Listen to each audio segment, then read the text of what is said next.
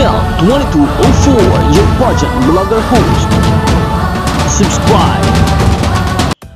Good day pageant lovers!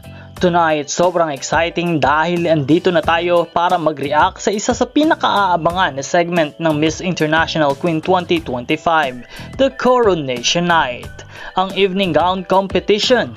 At syempre, full support tayo sa ating pambato, ang napakaganda at empowering Queen of Miss Philippines, Ann Patricia Lorenzo Diaz. As she steps on the stage, grabe agad ang presence ni Ann Patricia Lorenzo. Ang lakas ng dating, confident, fierce pero elegant. Yung aura niya ay parang sinasabi niya sa buong mundo, I am here and I deserve this crown. Let's talk about this gown. Ang ganda ng pagka-Ice Queen meets Goddess look. A shimmering silver mermaid gown with sparkling details na talagang nagbibigay highlights sa kanyang figure. Tapos yung flowy blue ruffles na parang alon ng dagat. It adds drama and movement habang naglalakad siya. It's giving us sophistication, fantasy at empowerment all at once. Notice the way she glides on stage. Super graceful. Hindi lang basta lakad kundi storytelling.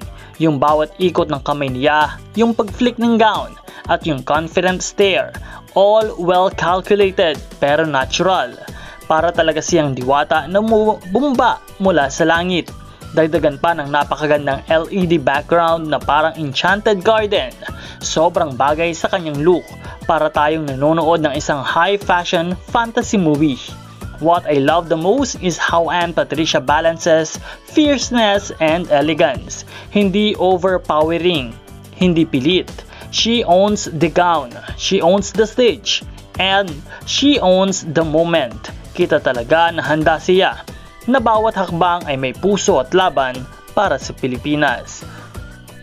Kaya mga kapageant, anong masasabi ninyo sa evening gown performance ni Miss Philippines Ann Patricia Lorenzo? Para sa akin, it's definitely one of the strongest walks tonight.